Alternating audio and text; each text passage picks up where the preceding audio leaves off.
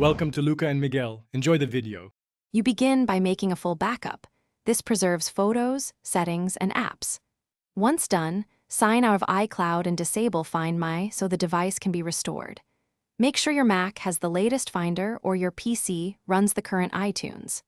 Next, connect the iPad with a certified cable and put it into recovery or DFU mode.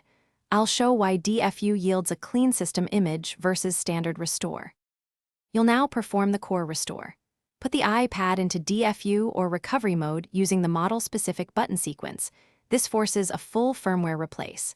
In Finder or iTunes, choose Restore or pick a signed IPSWA if you are downgrading and confirm.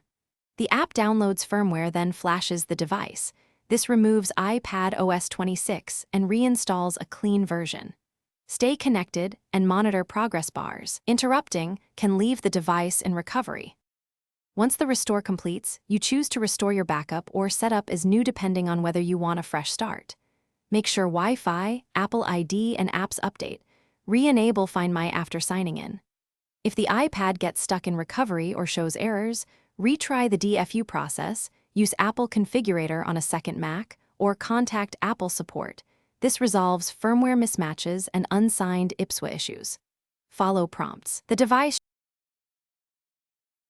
Thanks for watching and please subscribe.